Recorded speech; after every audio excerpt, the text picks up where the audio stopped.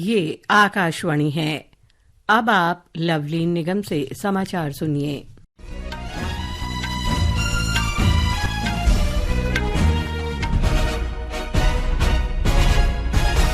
राष्ट्रपति द्रौपदी मुर्मू आज नई दिल्ली में सर्वोच्च न्यायालय के नए ध्वज और प्रतीक चिन्ह का अनावरण करेंगी। राष्ट्रपति राष्ट्रीय जिला न्यायपालिका सम्मेलन के समापन सत्र को भी संबोधित करेंगी। 2 दिन के इस सम्मेलन का आयोजन सर्वोच्च न्यायालय ने किया है, जिसमें जिला न्यायपालिका पर 5 सत्र, बुनियादी ढांचा, समग्र न्यायालय कक्ष, न्यायिक सुरक्षा, मुकदमा प्रबंधन और प्रशिक्षण शामिल हैं। प्रधानमंत्री नरेंद्र मोदी ने कल सम्मेलन का उद्घाटन किया। उन्होंने कहा कि देश में महिलाओं की सुरक्षा के लिए कड़े कानून बनाए गए हैं, लेकिन इन्हें और प्रभावी रूप से लागू करने की आवश्यकता है। उपराष्ट्रपति जगदीप धनखड़ ने सैनिक स्कूलों में लड़कियों को प्रवेश देने के निर्णय को परिवर्तनकारी कदम बताया है। उन्होंने कहा कि यह लैंगिक समानता और लैंगिक न्याय के क्षेत्र में महत्वपूर्ण प्रगति है।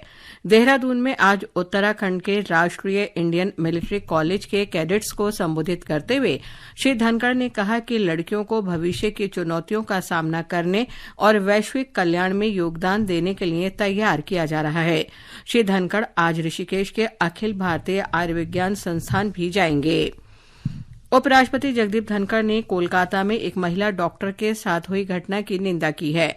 उन्होंने ऐसे अपराधों में संलिप्त दोषियों को जल्द से जल्द दंडित करने के लिए व्यवस्था बनाने का आह्वान किया।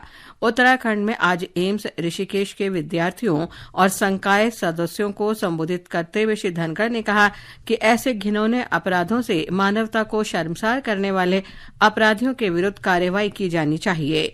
उन्होंने डॉक्टरों, नर्सों, कंपाउंडरों और स्वास्थ्य कर्मियों की सुरक्षा पर भी बल दिया।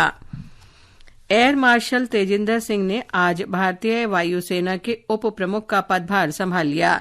नई दिल्ली में पदभार ग्रहण करने के बाद उन्होंने राष्ट्रीय समर स्मारक पर सर्वोच्च बलिदान करने वाले वीरों को पुष्पांजलि अर्पित की। रेल मंत्री अश्विनी वैष्णव ने आज बेंगलुरु में नवनिर्मित वंदे भारत रेलगाड़ी के शयन कक्ष डिब्बे का निरीक्षण किया। उन्होंने कहा कि वंदे भारत शयनयान का नया संस्करण परीक्षण के लिए तैयार है और अगले 3 महीने में यात्रियों को इन नए डिब्बों का लाभ मिलने लगेगा। श्री वैष्णव ने बताया कि वंदे भारत शयनयान में कई सुधार किए गए हैं। उन्होंने ये भी बताया कि वंदे भारत मेट्रो रेल का परीक्षण भी जारी है। स्वदेश निर्मित वंदे भारत शयनयान में यात्रियों के लिए कई सुविधाएं बढ़ाई गई हैं। रेल मंत्री आज बेंगलुरु में केम्पेगौड़ा अंतर्राष्ट्रीय हवाई अड्डे पर वर्चुअल माध्यम से पीलीभीत से मैलानी तक रेल सेवा वर्चुअल माध्यम से शुरुआत करेंगे। केंद्रीय उपभोक्ता संरक्षण प्राधिकरण ने संघ लोक सेवा आयोग सिविल सेवा परीक्षा 2022 के परिणामों के संबंध में झूठे और भ्रामक विज्ञापन प्रकाशित करने के लिए शंकर आईएएस अकादमी पर 5 लाख रुपए का जुर्माना लगाया है। उपभोक्ता कार्य, खाद्य और सार्वजनिक वितरण मंत्रालय ने कहा कि ये एक निर्णय उपभोक्ताओं के अधिकारों की रक्षा और प्रचार करने तथा ये सुनिश्चित करने के लिए किया गया है कि किसी भी सामान या सेवाओं के संबंध में कोई गलत या भ्रामक विज्ञापन न किया जा सके। जनता दल यूनाइटेड के वरिष्ठ नेता केसी त्यागी ने आज पार्टी के प्रवक्ता पद से इस्तीफा दे दिया है। राजीव रंजन प्रसाद को पार्टी का नया प्रवक्ता नियुक्त किया गया है।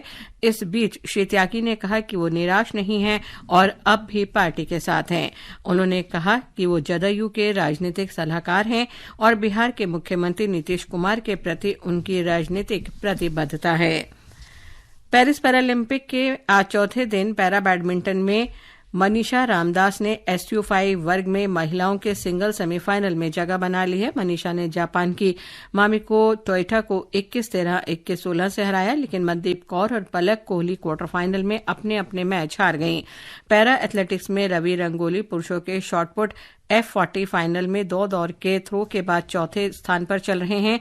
उधर रक्षिता राजू महिलाओं की 1500 मीटर T11 स्पर्धा की शुरुआती दौर से बाहर हो गई हैं। वो हीट 3 में 5 मिनट 29.92 सेकंड के समय के साथ 4 धावकों में आखिरी स्थान पर रहीं। इसके साथ ही ये समाचार बुलेटिन समाप्त हुआ।